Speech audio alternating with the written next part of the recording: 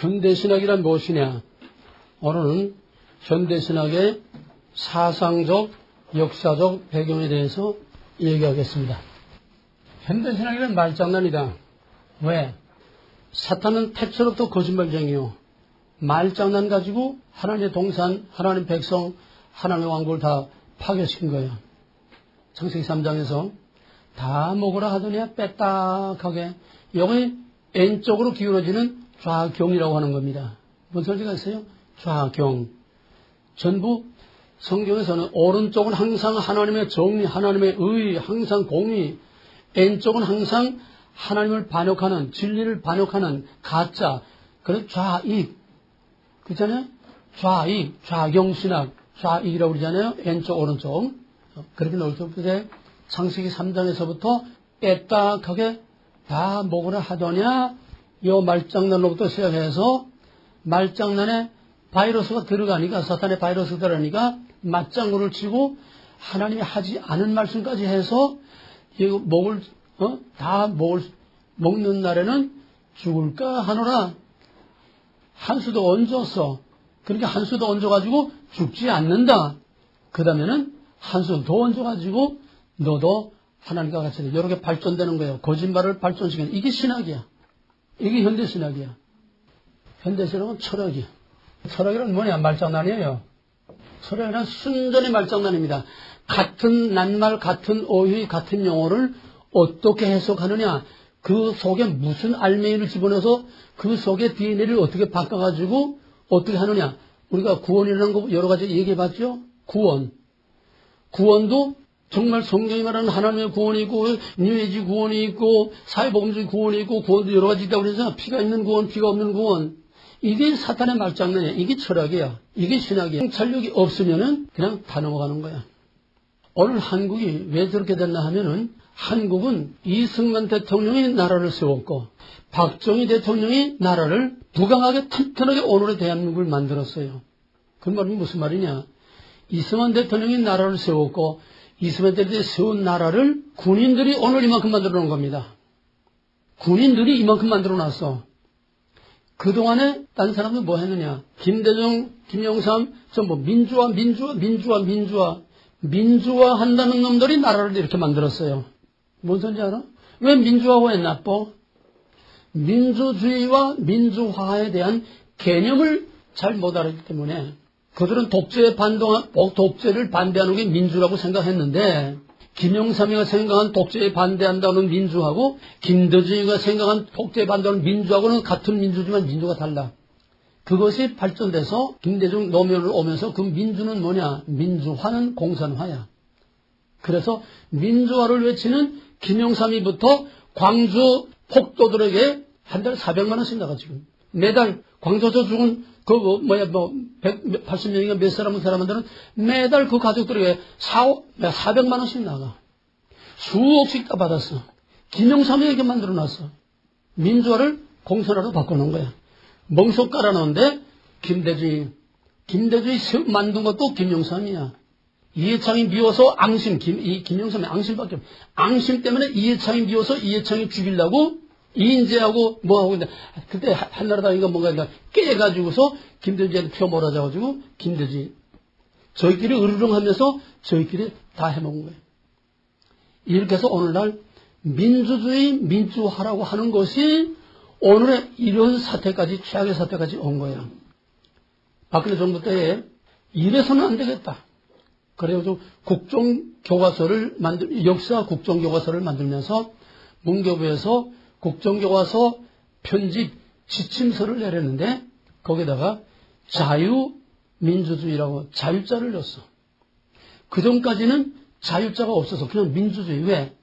전부 민주 하는 놈들이 뭔지도 모르니까 다 민주 이것도 민주 저것도 민주 공산주의도 민주 다 민주야. 그러니까 그거를 그냥 어리뭉숭 들이뭉술 하면서 전교조가 10년 20년 그냥 민주라는 말 가지고 전부 다 새빨게 만들어놔서 박근혜 이게 아니다.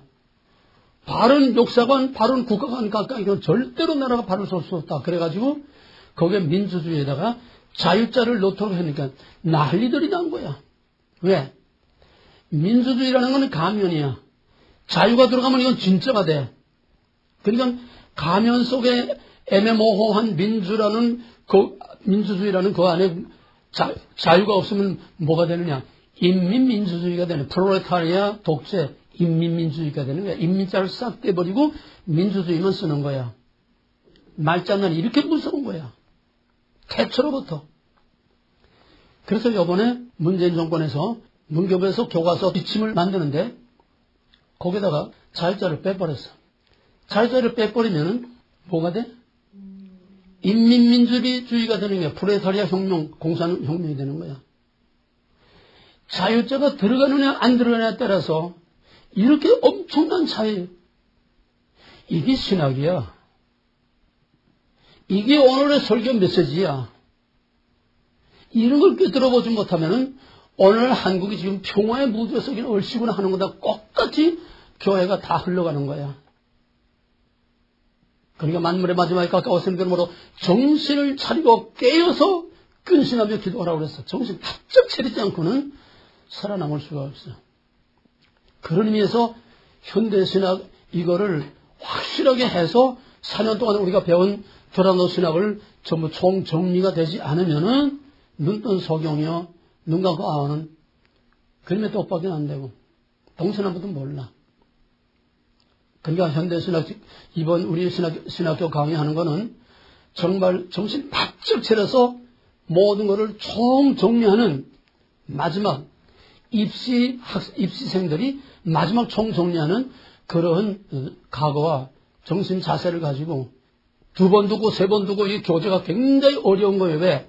철학이기 때문에 현대신학 강의를 나처럼 저렇게 딱 그냥 간결하게 평신도들이 알 수 있도록 이렇게 쉽고 간결하게 정리한 강의는 없어. 왜?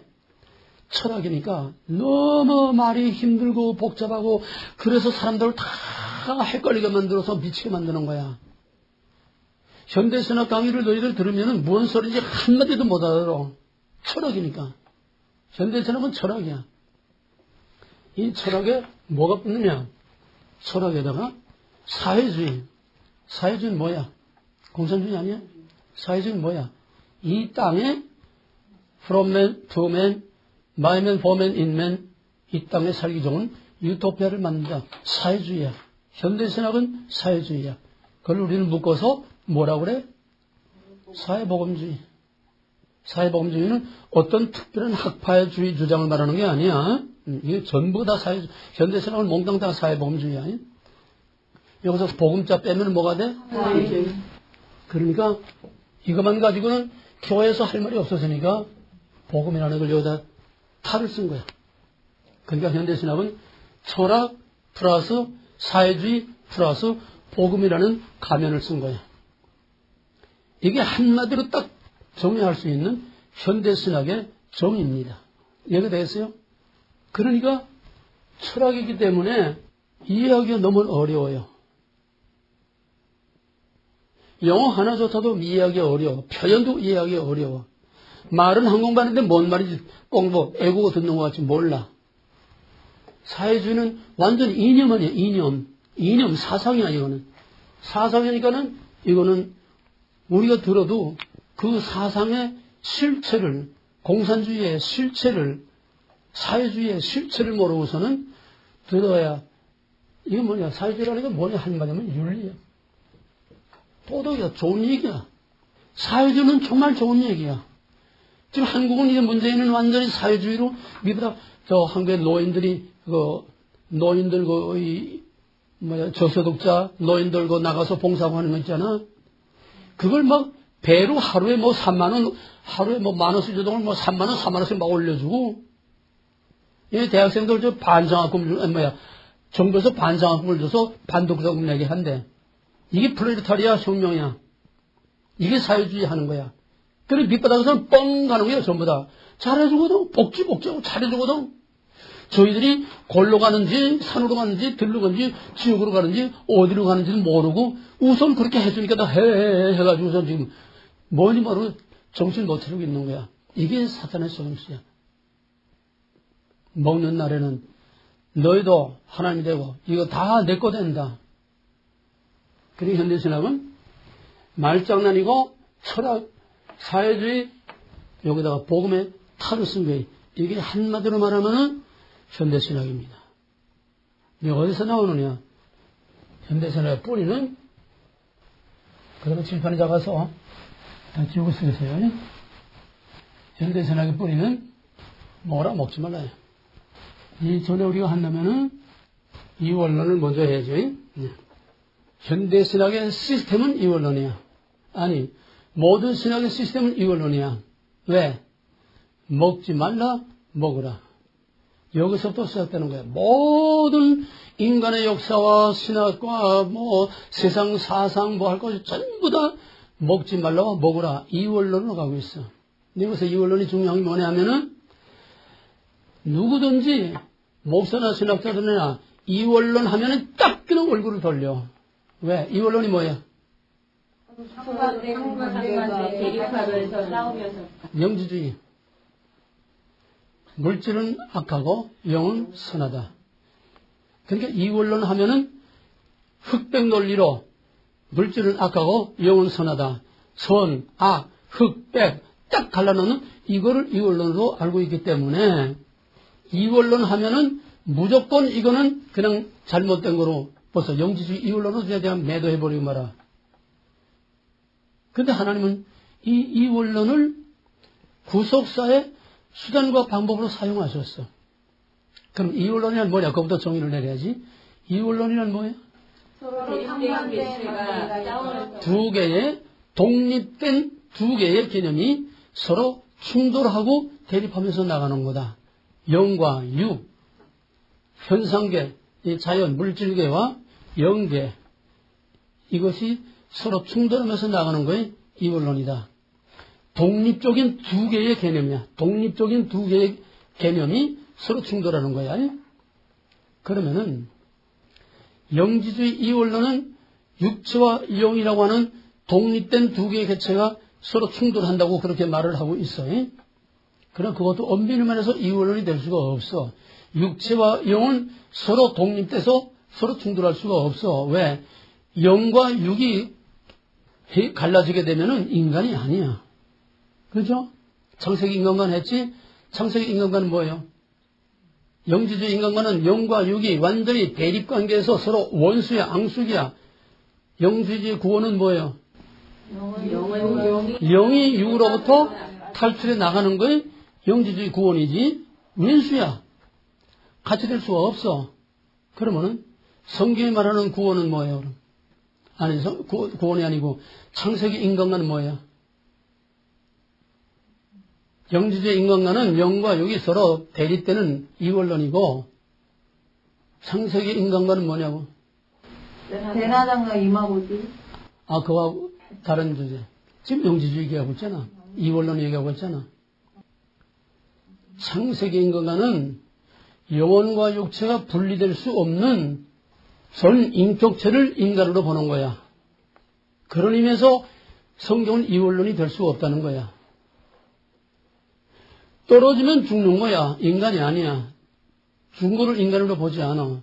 영혼과 육체는 떨어질 것으로 보지 않아. 왜?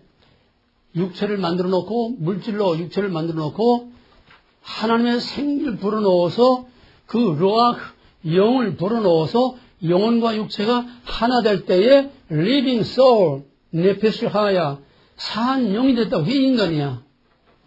이해가 되었어요? 영혼과 육체가 하나 된 살아 움직이는 인격체를 인간이라고 보는 거지, 서로 같이 있을 수 없는 것이 억지로 같이 붙어 있는 이걸 이원론으로 보는 게 아니라 영지주의 인간 이원론은 절대로 성경에 발붙일 것이 없어. 그런 의미에서 이원론은 성경의 이원론이 아니라는 거야. 인간관에서. 그런데 하나님께서는 그 다음에 이원론은 서로 독립된 두 개의 개념이 서로 충돌하며 나가는 거다. 그러면은 영적으로 말할 때 하나님과 사탄이 이원론이 될 수 있어 없어? 없어요. 왜? 사탄도 하나님의 사탄은 하나님의 피조물이기 때문에 다 하나님 안에 있기 때문에 하나님과 독립된 대립된 존재로 하나님과 대립할 수가 없어. 그러니까 누구를 공경해서? 인간을 공경해서 하나님의 백성을 공경해서 여기서부터 시작되는 거야. 하나님 백성을 공격해서. 그러니까 누가 누구가 원수가 돼? 사탄과 하나님의 백성과 사탄이 원수가 되는 거야. 왜?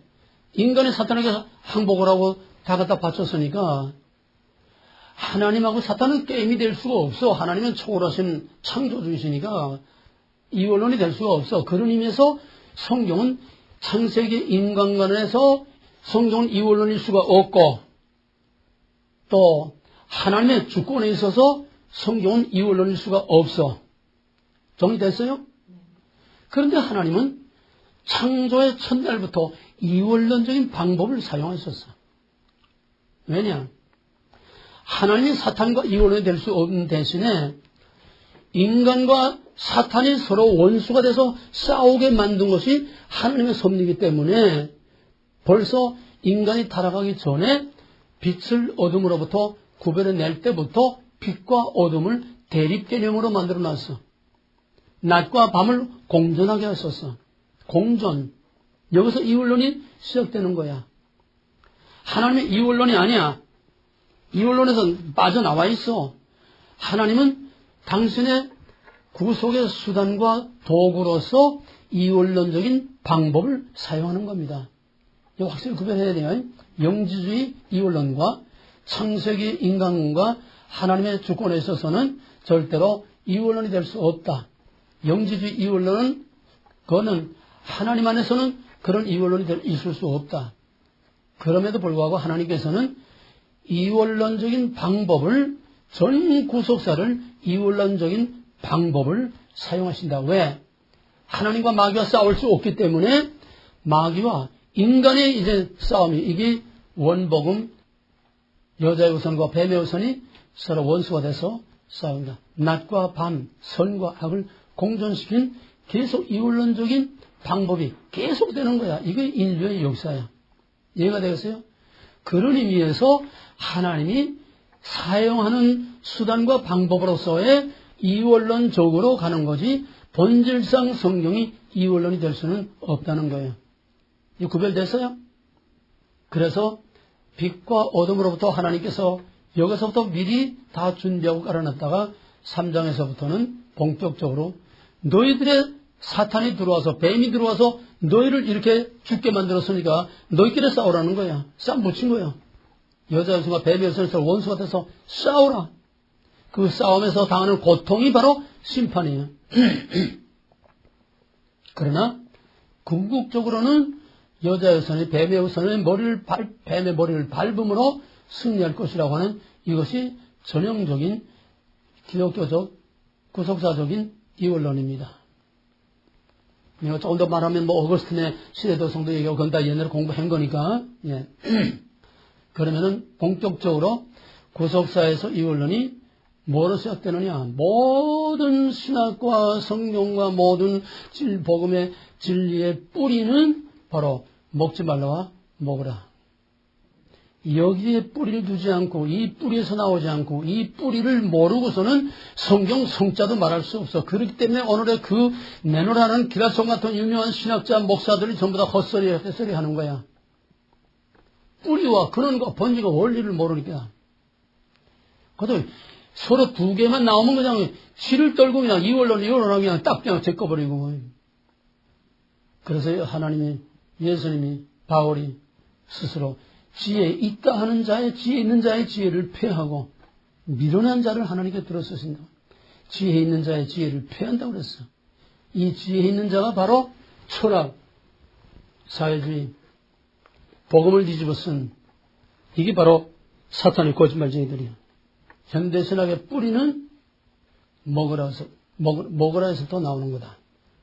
그 다음에 유명론과 이게 우리말은 몽땅 한자이기 때문에 한자를 모르면 영어를 이해하기가 참 어려워요. 지금 한자를 모르니까 유명론이란 뭐냐? 옛날에 다 했어요. 유명론이란 뭐냐? 유명론이란 일단 맨 나중에 이제 역사적으로 쭉 한번 다시 하겠지만은 유명론이라는 거는 명이라는 건 이름이야. 성명, 이름이야.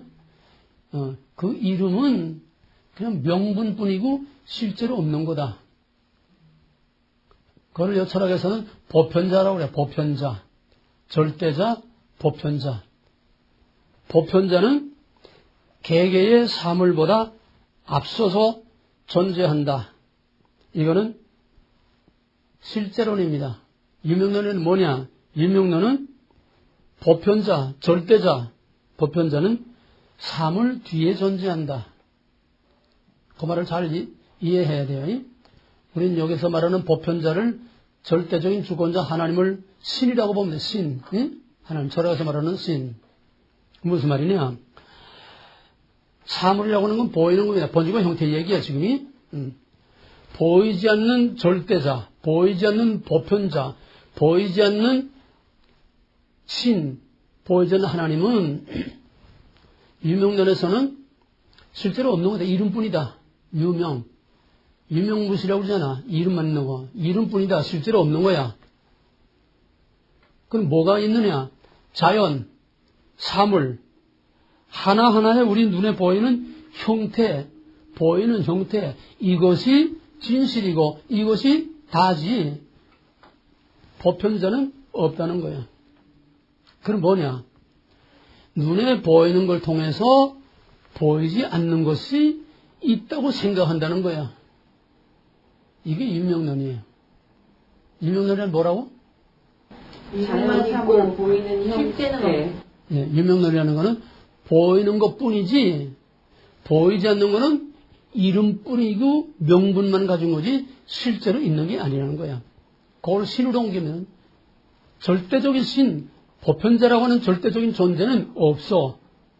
있는 거를 통해서 그렇게 있다고 생각하는 거야. 이게 유명론입니다. 먼저 이해가 되겠어요? 그러면 좀 더 알길 수 있게 로만 캐더릭은 본질상 유명론입니다.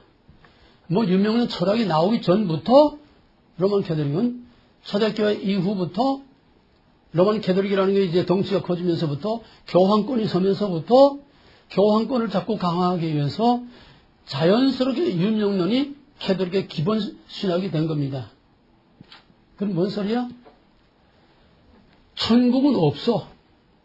뭔 소리인지 알겠어요? 천국은 없어. 눈에 보이는 로만 캐더릭에 의해서 교황에 의해서 다스려지는 팍스 로마나 신성 로마 제국 때 전성기에 이것이 바로 천국이라는 거야. 팍스 로마나 그게 천국이야. 보이는 거 이게 천국이지 보이지 않는 천국은 이거를 통해서 그냥 상상으로 생각만 하는 거지 명분만 있는 거지 실제로 있는 게 아니라는 거야. 그러면 하나님 누가 하나님이야? 보이는 교황이 하나님이지 보이지 않는 교황은 보이지 않는 하나님은 없어. 볼 수 없는 하나님을 우리는 보이는 교황을 통해서 볼 수 없는 하나님을 보는 거다. 그러므로 교황은 지상의 그리스도요, 지상의 하나님이야. 절대자야.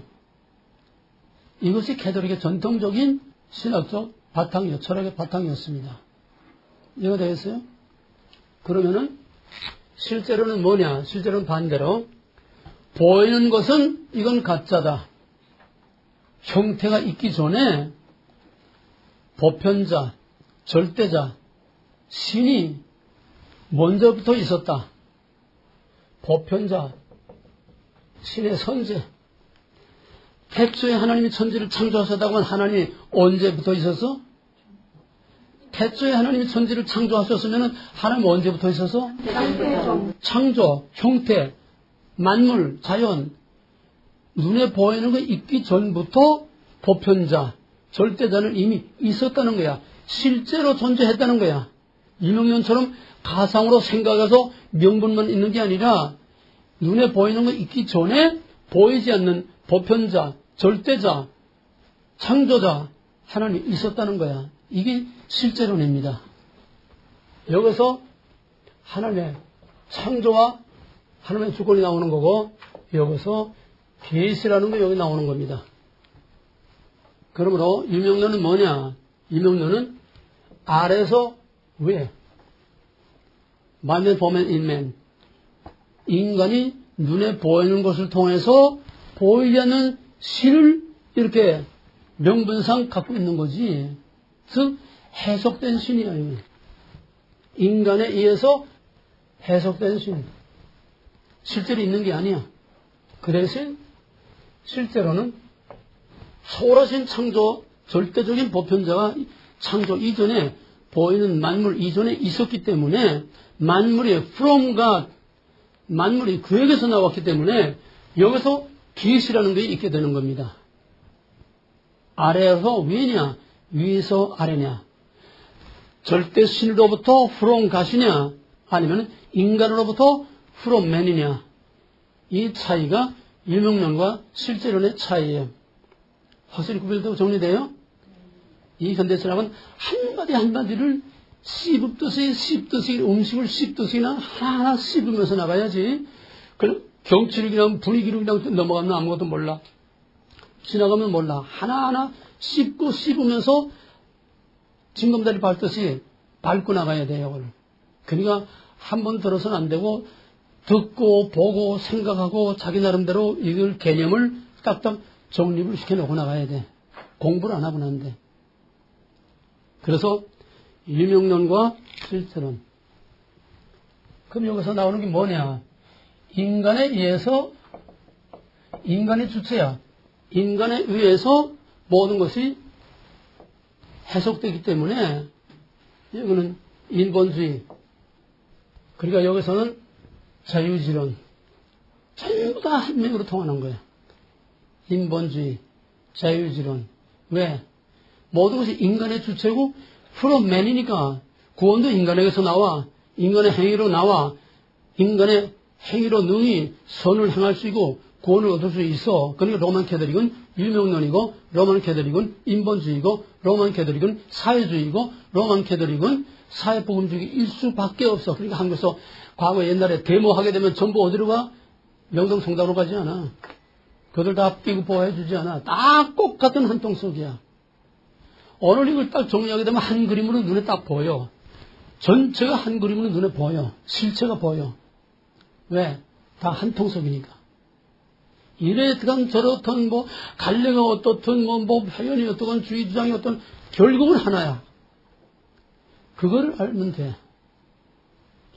그러면은 절반적으로 우리가 여쭈고 그러면 유명론 다음에 자유주의론이 나와요. 이제 역사적으로 내가 다시 또 정리할 겁니다. 지금은 사상과 신학적인 배경만 얘기하는 거니까 자유주의라는 건 뭐냐? 간단히 말해서 자유. 이 자유란 뭐냐? 무엇으로부터 자유냐 이거야. 자유란 그냥 있는 거 아니잖아. 무엇으로부터 서로 비교가 돼야 자유가 있잖아. 자유가 아니기 때문에 자유가 있는 거지. 그렇잖아? 무엇으로부터 자유냐? 자유주의라는 거는 보편자, 절대적인, 즉 신으로부터 엑소더스 한다는 게 탈신, 신의 권위, 신의 절대적인 권위, 이것으로부터 탈출한다는 거야. 먹어라. 먹지 말라. 절대적인 신의 권위, 주권, 권위, 그거 가지고 제재를 해. 억압을 해. 그러니까 거기서 탈출해 나와라는 거야. 이게 자유주의야. 먹으라가 자유주의야. 자유주의의 뿌리는 먹으라야. 이해가 돼요? 신으로부터의 탈출, 이게 자유주의야. 신으로부터의 자유. 그러니까 완전히 무슬림되는 거지. 그러나 이게 다 유명론 같은 계통이기 때문에 인간은 본질상 신의존적인 존재로 만들어져 있고 또 신학이라는 게 진짜 빼놓게 되면 하나님 빼놓게 되면 신학이 될 수 없어. 교회에서 할 말이 없어져. 그러니까 액세서리로 신이라는 게 있어야 되는데 실제 유명론 자유주의에서는 탈신이니까 신의 절대적인 권위와 신의 존재를 인정하지 않으니까 실제로 신이 있어 없어? 자유주의에 실제로 신이 있어 없어? 있는데 신이 없다고 하면 안 되니까 그 신은 보이지 않는 초월적인 그런 신이 아니라 신은 바로 우리 안에 있다. 그러니까 자유주의 신학자들이 제일 좋아하는 건 누가복음 17장 21절. 하나님의 나라가 여기 있다 저기 있다 하는 게 하나님의 나라 어디 있습니까? 하나님의 나라가 여기 있다 저기 있다 할 것이 아니라 너희 안에 있느니라. 내재주의. 하나님은 내 안에 있는 것이 따로 있는 거니까 흐름과 감을 잡아야 되니, 응? 유명론하고 자유주의하고 왜 한통속으로 목을 하고 이게 왜 한통속으로 가느냐? 그 흐름의 개념을 파악을 해야 돼, 분위기를. 응? 유명론은 신이 있어 없어? 절대 신이 있어 없어? 자유주의 신학에 절대 신이 있어 없어? 근데 신이 없다고 말할 수 없어. 그럼 안 맥히니까. 그러니까 철학, 사회주의, 복음에 탈을 써야 되니까 이 탈이 뭐냐? 신을 만드는 거야. 어떻게 만드느냐? 초월신은 없어. 유명론. 없어. 없는 걸 있다고 그냥 말하는 거야. 근데 그것만 가지고는 없는 걸 있다고 말하는 거 가지고는 이건 안 돼. 약해. 부족해. 그러니까 신이 있다. 있는데 어디에 있느냐? 우리 안에 있다는 거야. 우리 안에 있다는 거예요. 이해가 되겠어요?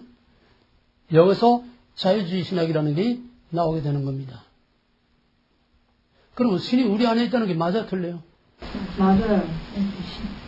맞는데 자유주의 신학자들이 말하는 신과 우리가 말하는 내재 신은 신의 개념이 달라. 그 존재 개념이. 그건 구체적으로 이제 실질적으로 항목에 들어가서 이제 하나하나 해야 되니까 오늘 아웃라인이니까. 그러면 자유주의 신학의 현대 신학의 아버지라고 하는 슈라이의 마케가 이 자유주의 신학의 조상인데 뭐라고 했냐면은 신은 우리가 절대적인 신이 있는 게 아니라 우리 안에 있다. 그럼 여기에 낭만주의로 가는 겁니다. 이제 감성, 느낌. 이제 나중에 따로 하겠지만은 지성, 감성 이 두 가지가 시설을 하면서 인간의 정신 문화를 계속 이제 이어서 내려오는 거예요. 철학이나 신학이나 감성에 치우치느냐, 이성에 치우치느냐. 극단으로 말하면 현대 신학 이성, 신사도 운동, 감성 극과 극으로 지금 나가고 있는 것처럼 이게 전부 다 이성과 감성의 이 시서 노릇하면서 정신 문화사가 계속 나오는 건데 자유주의는 감성 신학이야. 느낌으로. 그 슈라이마케는 뭐라고 하면은 하나님은 따로 있는 게 아니고 우리가 종교적인 체험을 통해서 하나님의 사랑을 느낌으로써 바로 내 안에 하나님이 만들어지는 거지 하나님이 따로 있는 게 아니라는 거야. 이해가 되겠어요? 쉽게 말하면 우리 안에 내재하시는 하나님이란 뭐냐? 느낌이냐, 느낌. 감성으로 느끼고 체험하는 종교성을 느끼는 이것이 신이지 절대 신이 따로 있는 게 아니라는 거예요. 이게 자유신학이니까 자유주의 신학에 오게 되면 완전히 하나님을 버리고 하나님을 인간이 만든 하나님을 하나님으로 가지고 있는 거야. 내재주의. 그 다음에 이 자유주의에 대해서 먹지 말라. 실제로서는 뭐가 나오느냐? 정통주의 신학과 개혁주의 신학은 같은 말입니다. 물론 자유주의 신학은 역사적 순서로 말하면 정통주의 신학 다음에 나오는 겁니다.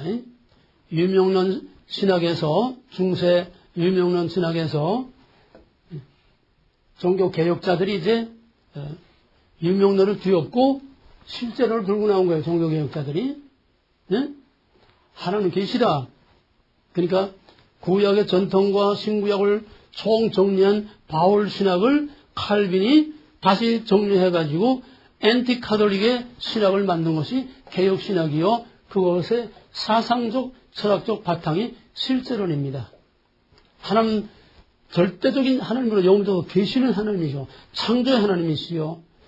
그가 계시하심으로 우리는 하나님을 알 수 있고 바로 계시 종교라고 하는 이 개혁주의 신학이 여기서 이제 칼빈으로 완전히 앤티카톨릭 신학으로 우리 개혁주의 신학이 정립이 되는 겁니다. 이것을 개혁신학 또는 정통신학이라고 말합니다.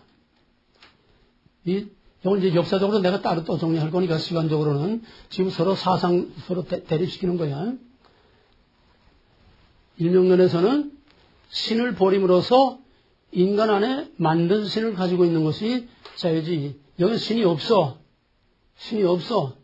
느끼는 거야, 느끼는 거.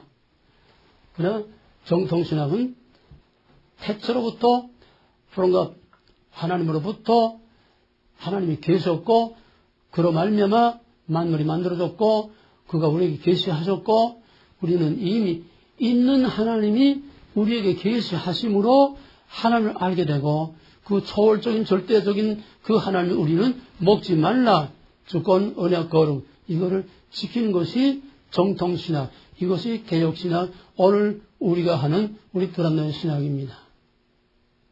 자 그러면 여기서 끝나는 것이 아니라 자유주의 신학은 한마디로 말하면 무슬림 신학이요. 왜? 신을 버렸으니까. 응? 신을 버렸으니까 헛개비 같은 신 그 필요 없어. 우리 안에 있는 이게 신이야. 완전히 신을 버린 게 자유주의 신학이야. 그러니까 여기에서 위기의식을 느끼게 돼. 신 없는 신학, 신 없는 교회가 완전히 신을 버리고 나니까 거기서 위기의식이 오게 되는 거야. 이제 역사적으로 내가 또 다시 얘기하면은 조금 더 이게 이제 보완이 될 겁니다. 자유주의 신학은 신을 버려서 신이 없어. 그러니까 거기서 오는 위기가 뭐냐면 신이 어디 갔느냐? 소위 니체가 신은 죽었다. 신의 죽음을 선언하고 대낮에 촛불을 켜들고 신이 죽었다. 신이 죽었다. 신이 어디 있느냐? 너희가 신을 죽였다. 그러면 이제 신이 죽었으니까 그 빈자리를 어떻게 되느냐? 권력의 의지, 인간이 그 신의 자리에 올라가야 된다. 이게 다 시대적으로 같이 물리는 거야. 아니, 지금 내가 역사적으로 얘기 안 해서 그렇지. 자유주의 신학이나 신의 죽음이나 결국은 다 무신론 신학이야. 신이 없어. 그러니까 위기의식을 느끼는 거야. 여기서 칼발트와 로마서 주석을 통해서 칼발트라는 사람이 나와가지고서 자유주의에 대해서 반기를 들었어. 신을 버린 자유주의에 대해서 반기를 들은 거야. 신이 없다. 신이 없는 게 무슨 신학이고 신이 없는 게 무슨 교회고 신이 없는 게 무슨 신앙이냐. 신을 찾아라.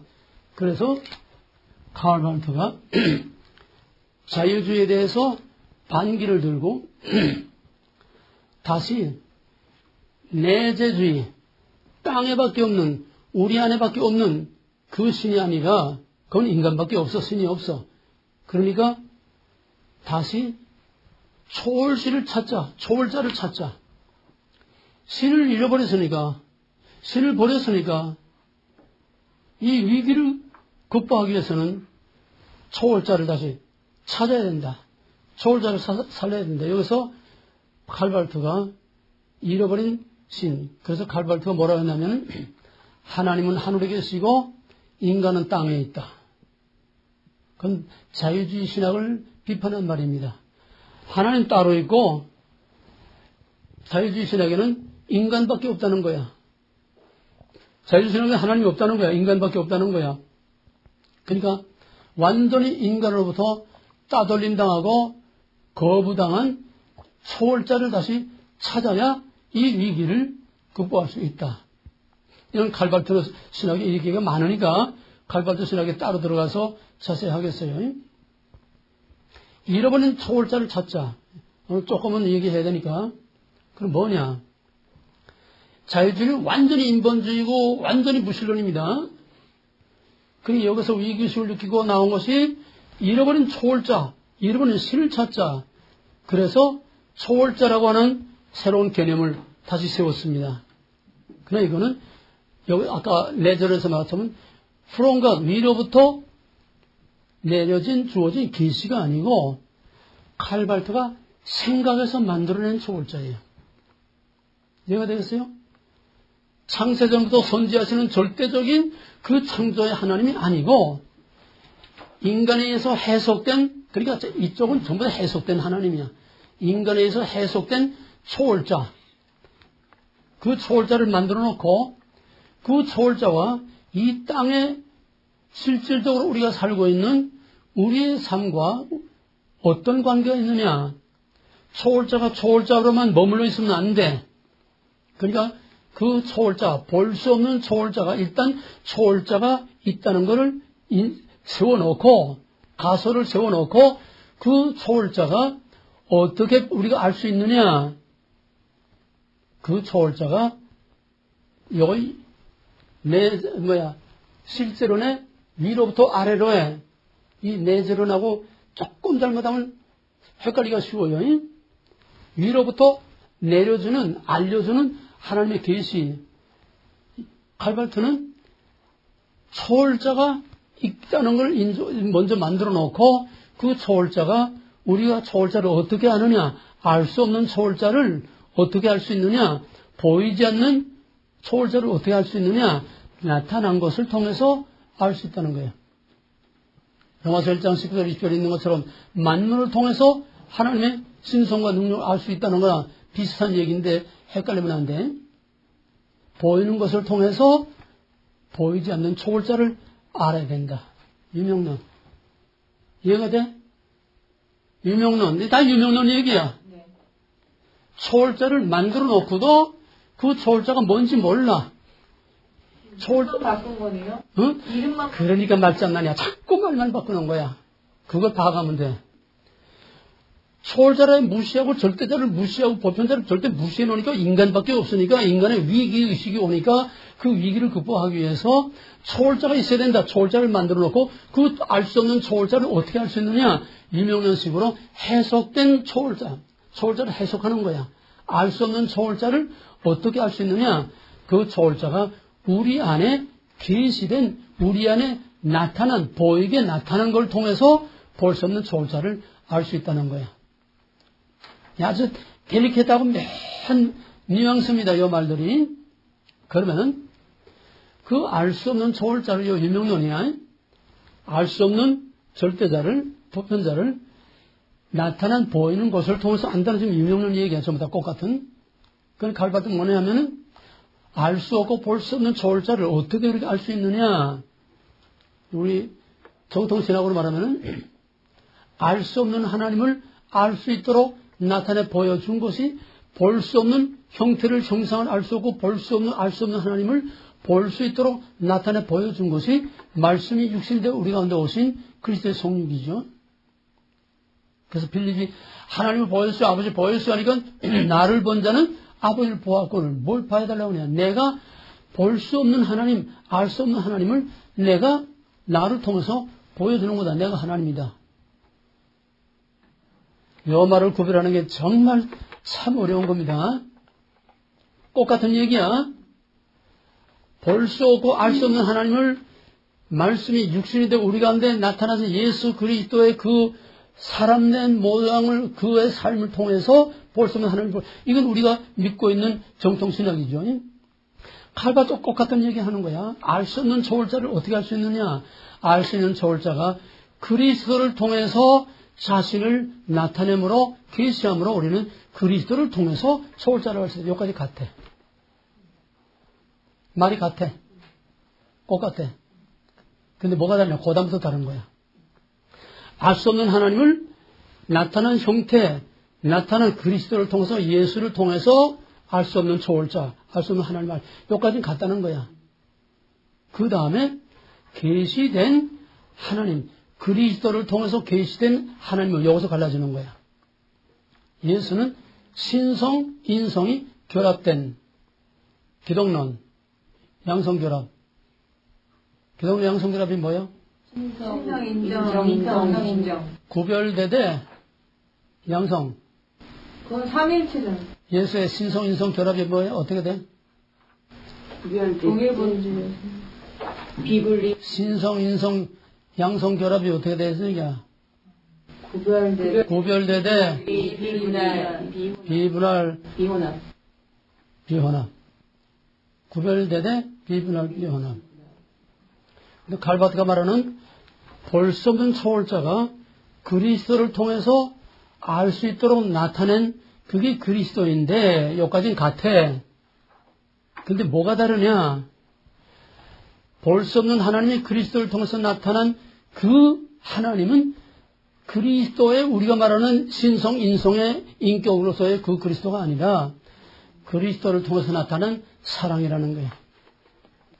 그런데 초월자가, 볼 수 없는 초월자가 그리스도를 통해서 볼 수 없는 초월자를 그리스도를 통해서 우리에게 알게 하셨는데 우리에게 알도록 나타난 그 초월자, 그가 누구냐? 사랑이라는 거야. 교환을 뜻하는 거예요? 그리스도는 인격체야. 지정의를 가진 인간과 신성이 결합된 완전한 신성, 인성 결합된 인격체야. 사랑이 인격이 아니야. 아니에요. 사랑은 인격이 아니야. 이게 다른 거야. 이해가 되세요? 알 수 없는 초월신을 알 수 있도록 그리스도를 통해서 예수 안에 계시다셨는데, 예수를 통해서 나타났었는데, 이건 신성, 인성 결합으로서의 예수 그리스도 자신의 양성 결합된 완전한 그리스도가 아니라 그를 통해서 나타난 사랑이 바로 하나님이라는 거예요. 사랑이 하나님이야. 여기서 모든 유명론 자유주의신학, 인본주의신학은 전부 다 윤리야. 그러므로 그 사랑을 실천하고 그 사랑을 체험함으로써 우리는 구원을 얻는 것이고 하나님을 알게 되는 것이다. 사랑. 그게 윤리신학이 되는 거야. 인본주의신학이 되는 거야. 우리가 믿는 그 인격체로서의 신성, 인성 결합된 완전한 그리스도 예수가 아니라 우리의 구속자로서의 그 예수가 아니라 그리스도를 통해서 나타난 사랑이 바로 볼 수 없는 하나님을 볼 수 있게 나타난 바로 하나님이라는 거예요. 칼발트 말하는 초월신은 사랑이야. 이 사랑을 실천함으로써 우리는 구원을 얻는 것이고, 그러면은 이 사랑을 어떻게 실천하느냐? 이 사랑을 실천하도록 도와주는 것이 성령인데, 이 칼발트도 삼일체를 들고 나옵니다. 자기 삼일체를 들고 나온다. 삼일체를 믿는다는 거예요.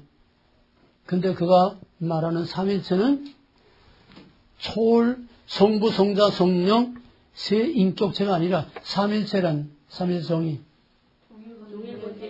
동일본질의 세 인격, 세 인격의 관계는 구별되되 비분리, 비혼합, 비분리. 이게 삼일체의 성부, 성자, 성령의 관계인데, 칼발트도 삼일체를 주장하고 있어요. 자기 삼일체를 믿는다는 거야. 왜? 초월신, 성부, 그리스도, 성자, 그 다음에 성령. 그럼 성령은 뭐 하는 거냐? 성령은 사랑을 실천하도록 도와주는 영향력이야, 영향력. 감성, 감동, 영향력이지. 성부, 성자, 성령은 다 각각 퍼스널리티, 인격체입니다. 하나님은 인격신입니다. 성부 하나님도 지정의 갖고 계신 인격신이세요. 성자도 지정의를 가진 인격신이십니다. 성령도 헛개비 그게 아니야. 성령도 지정의를 가지고 결단하고 느끼고 생각하고 똑같은 지정의를 가지는 성령도 똑같은 인격체. 그러므로 성부, 성자, 성령은 다 구별되되 각기의 독립성과 각기의 특징을 갖고 있는 퍼스널리티야. 인격체야. 이게 인격신을 믿는 우리가 삼일체 하나님의 인격신입니다. 예수 인격신이에요. 성령 인격신이에요. 근데 여기서 말하는 것은 성령이 인격신이 아니고 사랑을 실천하도록 사람의 마음을 감동시키는 이런 영향력이라는 거예요. 신사도 운동에서도 성령을 이런 영향력으로 이렇게 해석하는 지금 이런 이단들이 신사도 운동에 지금 같이 섞여 있어요. 그러므로 엄밀한 의미에서 칼발트의 삼일체는 삼일체가 없습니다. 그럼 뭐요? 다시 말하면 성부, 성령이 그리스도 안에서 하나가 되는 거예요. 성부와 성령이 그리스도 안에서 하나가 되는 거예요. 그럼 삼일체라서 이게 뭐지?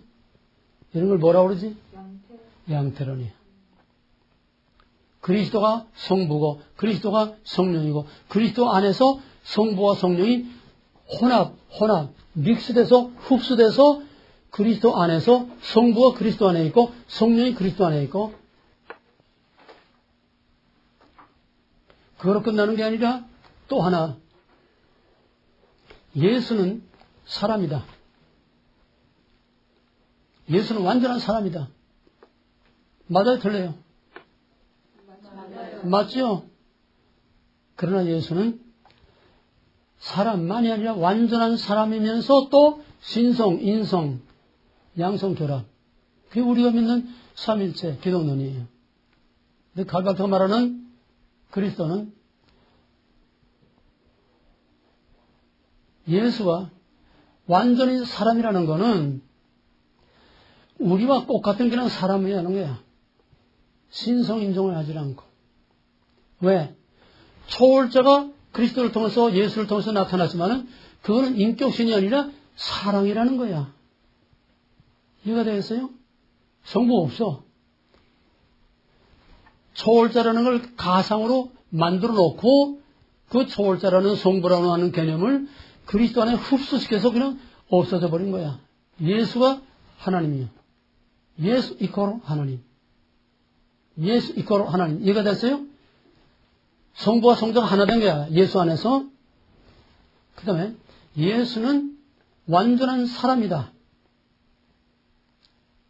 그러므로 모든 인간은 다 예수 안에 있다. 예수는 사람이다. 사람의 대표다. 그러므로 모든 인간은 성부, 성령만 예수 안에서 흡수돼서 하나 있는 거 아니라 모든 인간은 예수는 인간이기 때문에 모든 인간은 예수 안에서 흡수돼서 모든 인간은 그러니까 예수는 인간이고 예수는 하나님입니다. 하나님, 인간, 예수, 성부, 성자, 성령. 예수만 있지 인간도 없고 그 예수 안에 인간, 성부, 성령, 진짜 예수도 없고 예수라는 그 가상 이름 안에 성부, 성자, 성령, 인간을 다 흡수시켜서 오직 예수라는 하나만 있는 거야.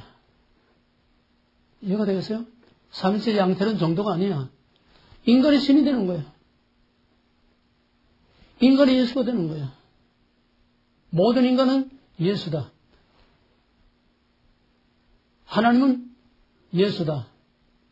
예수 안에 다 있는 거야. 삼일체가 없어. 그러면은 예수는 인간이기 때문에 칼발트에 있어서는 선택사상이 뭐냐? 예수는 인간이야. 완전한 인간이야. 하나님이 예수를 선택할 때에 모든 인간이 다 선택됐어. 그게 뭐지? 그게 뭐야? 칼빈 5대 강령 다 같이 5대 강령 알미니안 다 같이 시작. 정적 부패, 자유유지 산존, 무조건적 선택, 예지 예정, 제한현재, 만인구원, 불가항적 은혜, 가항적 은혜, 궁극적 구원, 구원 상식. 다시 한번 확실하게 시작. 정적 부패, 자유유지 산존, 무조건적 선택, 예지 예정, 제한 속죄, 만인구원, 불가항적 은혜, 가항적 은혜, 궁극적 구원, 구원 상식. 이게 정통신학의 뼈대야. 이게 먹지 말라의 뼈대야. 근데 칼발트에서는 인간이 예수고 예수가 인간이기 때문에 예수를 선택할 때에 그 인간을 선택한 거야. 그럼 모든 인간은 다 선택된 거야. 예정과 선택 사상이 없어. 뭔지 알겠어? 모든 인간이 다 선택됐으니까 그건 뭐 해야 돼? 만인구원이야. 만인구원, 알미니언, 자유의지론. 그러니까 다 각각 흩어져 있어도 모아놓게 되면 다 하나야. 똑같아. 말만 복잡하게 만들었지 그걸 모아놓게 되면 인본주의, 사탄주의, 거짓말, 유명론 전부 다 하나야. 하나. 그거를 너희들이 정리를 할 수 있어야 돼. 말만 복잡하고 자꾸 사람들 헷갈리게 하고 이론은 복잡하게 만드는 거지. 그러니까 말장난이라는 거야. 예수는 인간이다. 완전한 인간이다. 그러므로 예수가 선택될 때 모든 인간이 다 선택됐다. 그러면 선택과 유기, 선택되지 못한 유기, 선택되지 못한 유기가 있어야 되잖아? 그럼 예수 안에서 다 선택됐다고 하는데, 정통신학에서 말하는 선택과 유기를 어떻게 해석을 하느냐? 선택은 다 되는데, 유기라는 건 뭐냐? 하나님이 따로 누구는 뽑고 누구는 버린 게 아니고, 유기라는 거는 그리스도를 통해서 나타난 하나님이신 사랑을 실천하지 못함으로 세상에서 도덕적으로, 윤리적으로, 법적으로 제재를 당하고 고난, 고통을 당하는 그것이 바로 버림받았다는 유기라는 거야. 이해가 되겠어요? 완전히 윤리신학이지. 선택과 유기 사상이 없어. 하나님의 주권이 없어. 하나님의 인격신이 없어. 성부, 성자, 성령의 구별된 독립적인 그런 인격신이 없어. 칼발텍에 있어서는 오직 예수 하나밖에 없어. 예수 안에 초월신이 있고, 예수 안에 성령이 있고, 예수 안에 인간이 있고, 예수 안에서 다 선택됐고, 선택되지 않았다는 것은 하나님이 누굴 선택하고 누굴 버리고 갈라놓은 게 아니라, 디바이드 프롬이 아니라 다 선택했는데 그 중에 그리스도의 사랑을, 그리스도를 통해서 나타난 하나님의 사랑을 실천하지 못함으로써 세상으로부터 받는 제재, 벌, 그게 바로 형벌이고 그게 바로 버림받았다는 거예요. 이해가 되겠어요? 그 다음에는 이제 이쪽을 조금 얘기하면은 정통주의 신앙, 종교개혁 여기 나올 때에 그 다음에 뭐가 나왔느냐?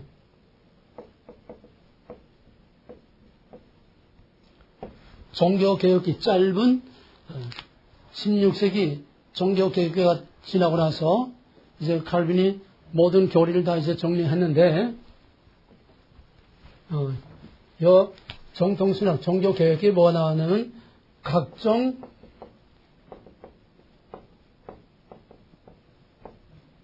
신앙고백서가 나왔습니다. 너희들은 안 주는데, 요 다음에 이거 줄 거예요, 이제.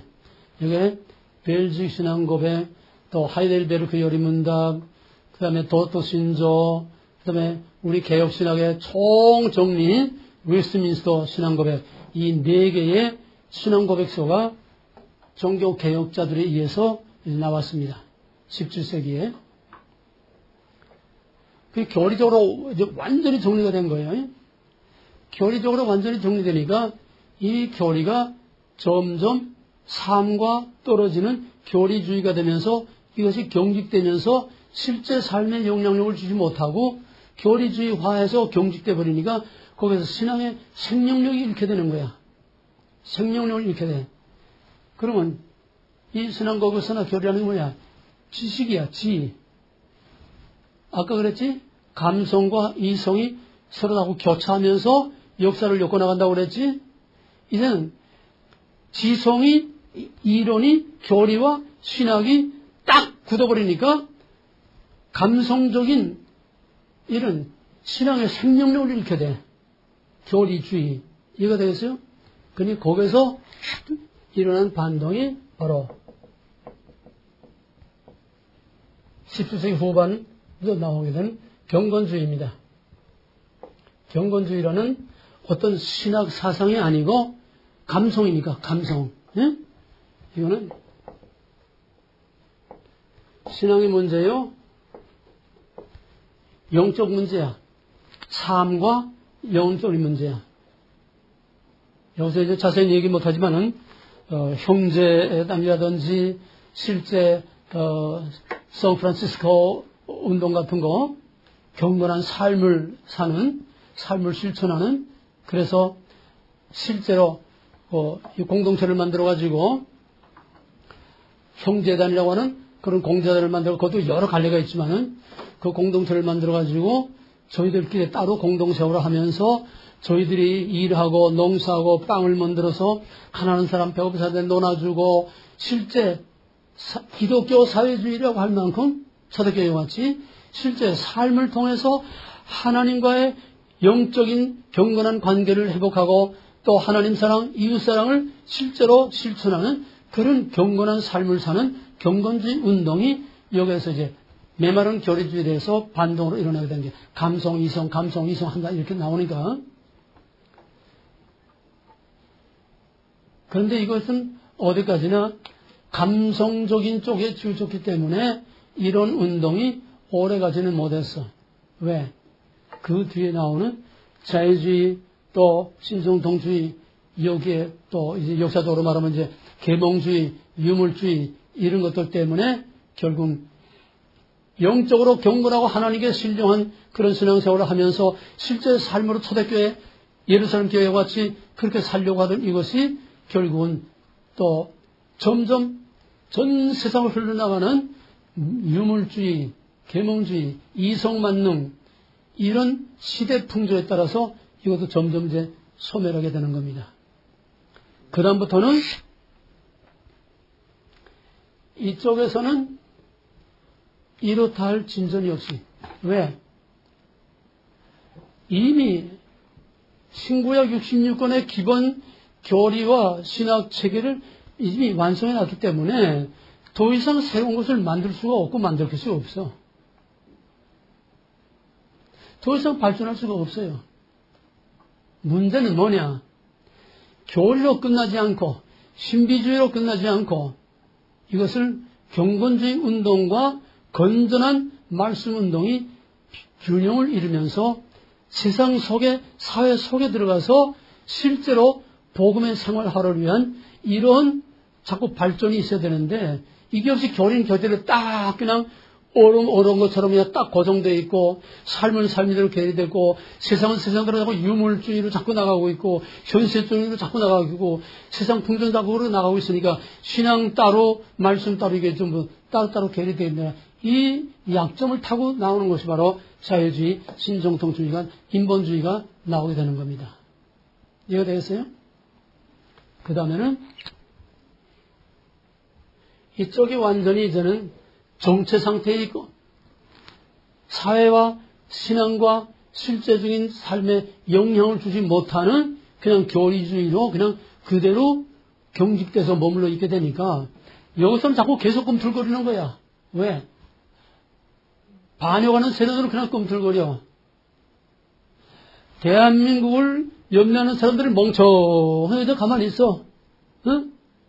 70년 동안 아무것도 한 거 없이 박정희가 경제부흥을 일으키고 잘 살아보세요. 이거 하나 바꿔놓은 거 외에는 그 이후에는 한 게 없어. 그냥 먹고 노세, 나 가자, 놀자, 먹자, 그냥 이거밖에 없어. 그러니까 그 틈을 이용해서 공산주의가 이렇게 세상을 뒤엎는 똑같아. 이해가 되겠어요? 여기서는 쉬지 않고 꿈틀거려. 쉬지 않고 움직여. 그 다음에 신정통주의 정도가 아니라 세속신학이라고 하는 점점 더 갈수록 태산, 완전히 신을 버리고 완전히 사회복음주의, 인간을 위한 인간의 유토피아 지상락을 만든다. 이것이 바로 이명론에서 나오는 로만 캐톨릭과 마지막 개신교에서 나오는 개신교, 이건 뭐 다 합작이야 다. 예? 여기 오게 되면 WCC, 에큐메니칼, 또 로만 캐톨릭, 개신교 할 것 없이 세속신학에 와서는 몽땅 다 한 통속으로 다 몰려 들어가게 됩니다.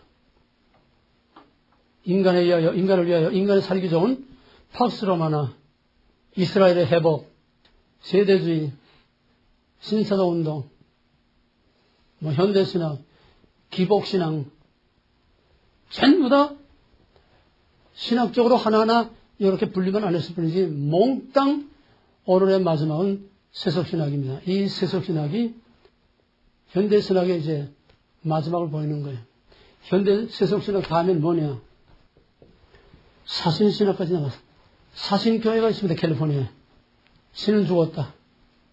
이렇게 해서 세속신학이라는 건 해방신학, 민중신학, 또 희망의 신학 이런 것들이 다 세속신학에 들어갑니다. 그러면 각양각색 뭐 하비콕스의 뭐 세속신학, 세속도시 뭐 할 것 없이 이런 것들이 몽땅 세속주의 신학이 이게 세속신학 속에 다 들어가게 됩니다. 앞으로 우리가 공부할 것이 대충 이런 흐름으로 공부하고 이제 마지막에 역사적으로만 이제 정리하고 끝내겠습니다. 우리는 4년 동안 전 신학의 과정을 다 공부한 거예요. 현대신학도 그냥 창세기에서 벌써 현대신학으로부터 창세기에서 모든 걸 다 배웠어요. 자, 그러면 아까 못 다 넘어갔지만은 유명론에서 나오는 전부 이건 뭐냐? 탈신, 신으로부터 자유, 모든 절대적인 권위를 인정하지 않는 그게 뭐지? 포스트모더니즘 다 같이 시작. 절대적 권위, 가치, 유번, 기준, 구별을 없애는 것. 그렇게 되면 뭐가 돼? 상대주의, 혼합주의, 자원주의, 상황윤리, 그 다음에 목적상실, 목적상실, 그 다음에 비관주의, 염세주의. 예. 다시 한번 처음부터. 포스트모더니즘이란 시작. 절대적 권위, 가치, 유번, 기준, 구별을 없애는 것. 그 다음에 상대주의, 자원주의, 상황윤리, 그렇게 되면 목적상실, 비관주의, 염세주의. 모고라는 전부 포스트모더니즘이에요. 자유주의신학이란 포스트모더니즘, 현대신학이란 포스트모더니즘, 세속신학이란 포스트모더니즘, 신정동주의 포스트모더니즘, N쪽은 몽땅 포스트모더니즘, 모고라, 신의 절대적인 권위, 절대적인 가치, 이걸 다 거부하고 바꿔놓는 거. 신과 인간을 바꿔놓는 거. 이게 한마디로 말하면은 모고라. 모든 현대신학, 자유주의신학은 태초에 모고라로부터 시작되는 하나님을 반역하는 사탄주의, 인본주의. 그렇게 되면 아무것도 없어. 모든 권위, 기초, 가치 뭐 다 없애버렸으니까 그렇게 되면 어떻게? 어떤 결과가 온다고? 또 다른 허무주의가 오니까 그러면 어떻게 돼? 아노미 현상. Another 뭐? 또 다른 거. New Order, New World, New Age. 그걸 뭐라고 그래? New World, New Age. New Age란 뭐예요? 모든 정적 구별을 없앤 하나. 세속신학, 현대신학 다 모든 경계 신의 권위를 부정하고 결과적으로는 모든 걸 다 섞어서 하나 만드는 그 섞어서 하나 만드는 데는 실제로 정통신학, 창세기로부터의 모든 신학 다 섞어서 하나 만드는 거야. 저희끼리 하나 만드는 거 아니야. 혼합주의. 그러니까 현대신학이라는 거는 바로 신을 버림으로 시작되는 뭐거라? 탈신, exodus from God, 신으로부터의 탈출, 신에 대한 반항, 여기서 나오는 인본주의, 사탄주의, 모든 권위를, 가치를 거부하고 결국은 뭐냐? 다 섞어서 하나 만드는 뉴에이지 신학이다. 현대신학이라는 건 뉴에이지 신학이에요. 현대신학이라는 건 포스트모더니즘이죠. 포스트모더니즘, 뉴에이지 모르고는 아무것도 말할 수가 없고 정통주의란 뭐냐? 칼빈의 5대 강령, 자유주의 현대신학이란 뭐냐? 알미니안. 자, 그러면 이 뿌리가 다 우리가 공부한 거니까 간단히 정리하면 하겠어요. 모고라로부터 시작해서 그 다음에는 구약에서는 주로 우상 문제로 나옵니다. 우상과 하나님. 그 다음에 유대사회에서 하게 되면은 바로 유대인과 예수.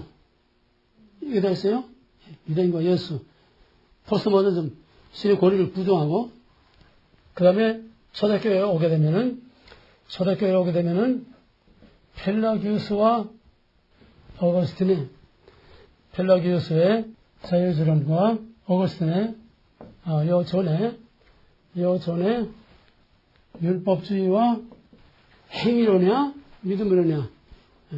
율법주의와 바울의 신학, 바울 신학의 은총론이 어거스틴의 은총론이 되고, 그 다음에 율법주의가 자유주론, 펠라기우스, 이게 되는 거고, 그 다음에 이제 중세로 들어오면서 로만 캐톨릭이 유명론으로 완전 인본주의 신학이 되는 거고, 그 다음에 종교 개혁자들이 아까 말한 대로 정통신학, 바울 신학을 다시 회복해서 재건하는 정통 신학이 이제 종교 개혁자들이 세워지죠.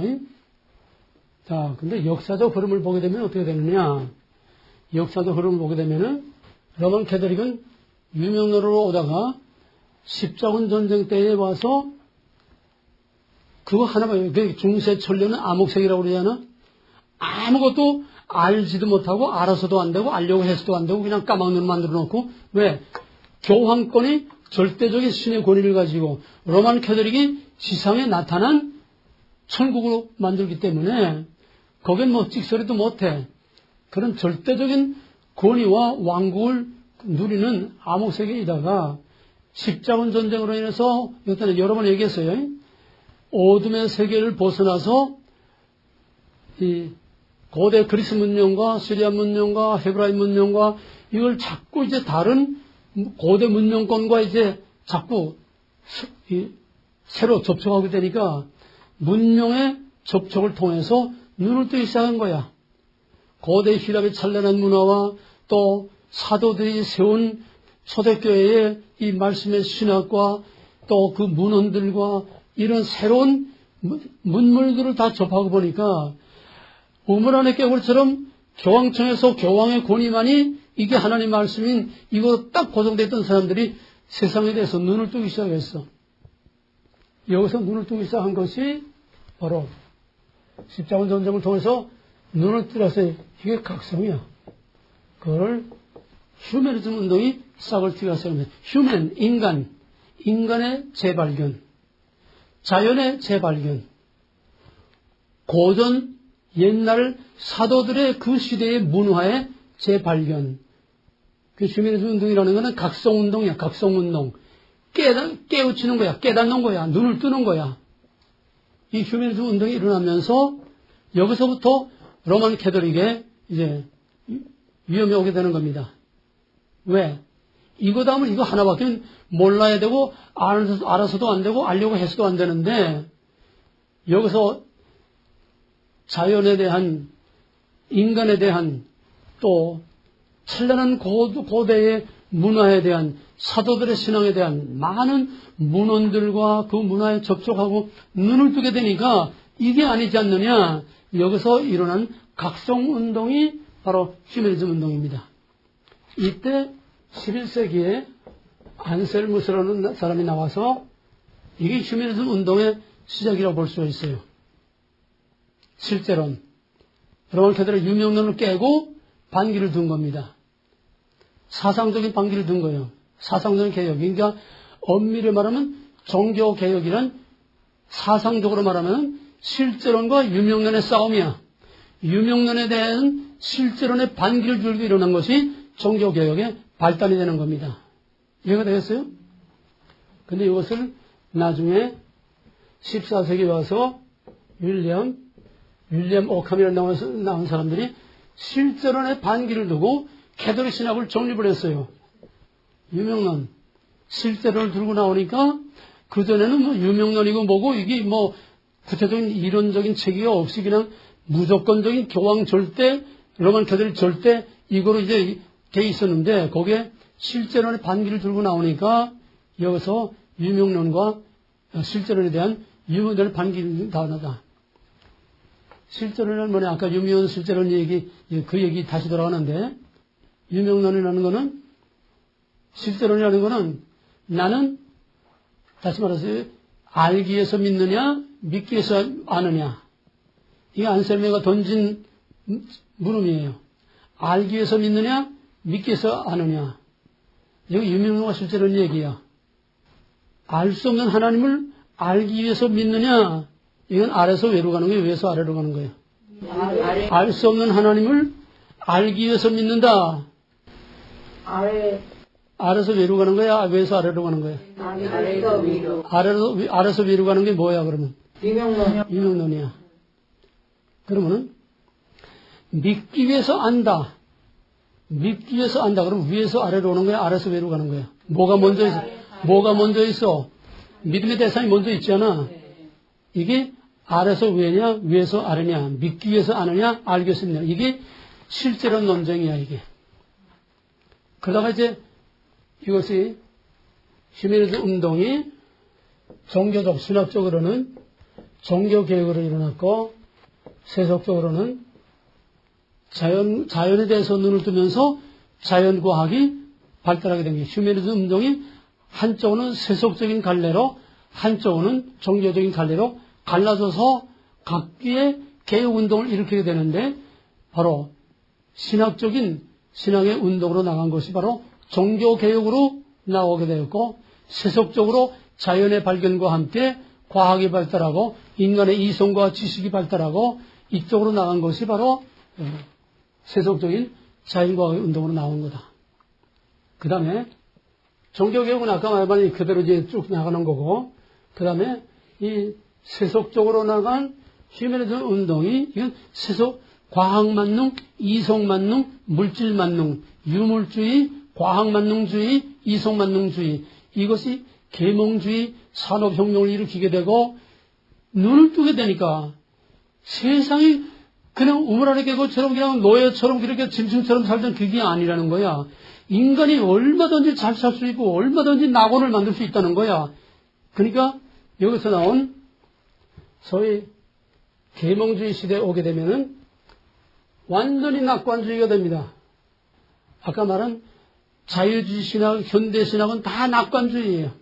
인간을 위하여 인간의 살기 좋은 세상을 만들 수 있다는 낙관주의입니다. 그러나 성경은 비관주의예요. 창조 자체는 다 선하게 만들었지만은 전부 인본주의돼 인간에 의해서 지상 낙원을 만들 수 있다는 낙관주의이기 때문에 모든 현대신학, 자유신학, 인본주의 신학, 윤리신학은 전부 다 종말이 희망의 낙관에서 이게 희망의 신학이야.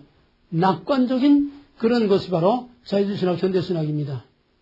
기독교는 뭐냐? 기독교는 죄의 삭은 사망이다. 심판이 있다는 거야. 물론 그렇다고 비관주의 자체는 아니에요. 왜? 구원이 있기 때문에. 그러나 저들처럼 완전한 낙관주의는 아닌 거예요. 기독교는. 기독교는 심판과 구원이지 기독교의 낙관주의라는 건 궁극적인 낙관주의. 하늘과 새 땅에 궁극적인 낙관주의지 이 땅에서는 낙관주의가 없어서 이 땅에 사는 동안 참된 평화가 어디 있나. 끊임없이 우리는 공격을 당하고 짓밟히고 우리는 찢기고 상하고 이러고 사는 것이 저녁에서 아침 고난의 영광이다. 그러나 자유주의 현대신학은 인본주의 신학, 인간에 의해서 유토피아를 만들 수 있다는 극단의 낙관주의. 여기에 다 사람들이 써가는 거예요. 남북 회담하고 화해하게 되면 정말 살기 좋은 세상이 온다고 하는 오늘 낙관주의에 빠져있는 오늘 한국과 똑같은 거예요. 형태만 다르지. 이렇게 해서 계몽주의가 되면 완전히 유물주의, 이성만능, 과학만능, 합리주의, 아주 인간의 꿈이 아주 극도의 그냥 희망으로 꽉 차 있는 때가 오는 거야. 그러다가 이제 20세기에 들어와가지고서, 내가 벌써 모든 때 다 얘기한 거예요. 20세기에 들어와가지고서 제1차 세계대전, 이제 화약이 발달하고 비행기가, 이제 대량 살상 무기가 대포가 자꾸 이름이 발달되니까 옛날에 뭐 창칼 가지고 싸울 때는 차원이 틀려. 대량 학살, 한 도시가 막 황폐해지고 그러니까 한참 희망에 들떠있던 낙관주의, 이성만능, 과학만능, 인간에 의해서 정말 이 세상은 얼마든지 잘 살 수 있다고 하는 지식만능, 이 합리주의 시대가 끝나는 거예요. 모더니즘 시대가 끝난다는 얘기야. 거기서 모더니즘은 끝났다고는 포스트 모더니즘의 선언이 나오는 거예요. 인간이 뭐냐? 과학이 뭐냐? 인간의 지식이 뭐냐? 인간의 이성, 만능, 인간에 의해서 모든 걸 다 할 수 있다고 하는 결과가 뭐냐? 이런 처참한 파괴밖에 오는 게 더 있느냐. 여기서 이제 회의를 느끼게 되고 여기서 나오게 되는 것이 포스트 모더니즘, 모든 절대적인 권위와 가치를 부정. 이게 신학과 사상의 흐름에서 같이 자유주의 신학으로 이제 현대 신학으로 맞물려가는 겁니다. 신을 버린 결과가 뭐냐? 인간 만능을 주장했던 낙관주의가 뭐냐? 결과가 결국 인간의 비극밖에 더 있느냐? 게다가 2차 대전에서 원자폭탄 한 방에 30만 명이나 순식간에 사라져버리니까 인간의 과학, 인간의 지식, 이게 과연 유토피아를 이 땅에 만들 수 있느냐? 여기에 대한 회의가 나오게 되는 거야. 허무주의, 니힐리즘. 그러니까 거기서 나오는 이제는 지성이 아니라 감성이 우위를 차지하는 시대가 되는 거야. 이해가 됐어요? 과학 만능, 이성 만능, 지식 만능, 이것이 이제 무너지니까 포스트 모더니즘이 지나가고 이제는 인간의 유토피아 같은 꿈, 낙관주의가 이제 다 무너지니까 그 다음에는 다시 감성주의로 치우쳐 나가게 되는 것이 뉴에이지 시대로 넘어가는 겁니다. 이 뉴에이지가 섞어서 하나라고 이것이 신학적으로 다 섞어버리는 그래 이런 흐름 속에서 사상적인 흐름 속에서 현대신학과 오늘의 문화가 이렇게 온다고 하는 그러니까 아까 말했듯이 모든 작용신학들은 다 인본주의고 낙관주의고 또 감성주의, 뉴에이지, 포스트모던 뉴에이지. 결국 마지막은 다 뉴에이지야. 뉴에이지라는 거는 거기 나름대로 다 교리가 있지만은 뉴에이지라는 거는 감성, 느낌, 그냥 이미지로 받아들이는 거지 이게 복잡한 신학이 아니야. 인간에 의해서 다 섞어서 힘을 합하면 살기 좋은 세상을 만들다고 하는 낙관주의의 극치가 뉴에이지, 팍스 이스라엘, 팍스 로마나. 거기 이제 WCC라든지 이런 것들이 다 이제 에큐메니컬론들이 다 가스하게 되는 거죠. 그러니까 큰 흐름으로 말하면은 먹지 말라고 먹어라. 유명론과 실제론. 하나님의 절대 주권과 인간의 절대적 인본주의. 감성과 이성이 같이 맞물리면서 이것이 계속 서로 대립하고 나오는 이 마지막이 바로 오늘 모든 것이 다 한 통속으로 그냥 다 뒤섞어 버리고만은 뉴에이지 신학이다. 현대 신학이란 포스트모던 신학이고 먹으라의 신학이고 뉴에이지 신학이고 무신론 신학이요 인본주의 신학이요 하나님을 반역하는 사탄의 신학이요 말장난으로 사람을 미혹하는 그래서 다 한 통속으로 지옥으로 끌고 들어가는 뉴에이지 신학이다. 역사의 흐름과 신학적인 이 흐름을 오늘 대충 정리했으니까 이거 여러분들이 좀 머리 싸매고 좀 골쳐봐도 좀 정리를 하세요. 다음에는 이제 각 항목으로 들어가겠습니다. 자유주의 신학이란 뭐며 정통주의 신학이란 뭐며 각 항목으로 들어가겠습니다. 자유주의 신학이란 뭐며 정통주의 신학이란 뭐며 각 항목으로 들어가겠습니다. 자유주의 신학이란 뭐며 정통주의 신학이란 뭐며 각 항목으로 들어가겠습니다. 자유주의 신학이란 뭐며 정통주의 신학이란 뭐며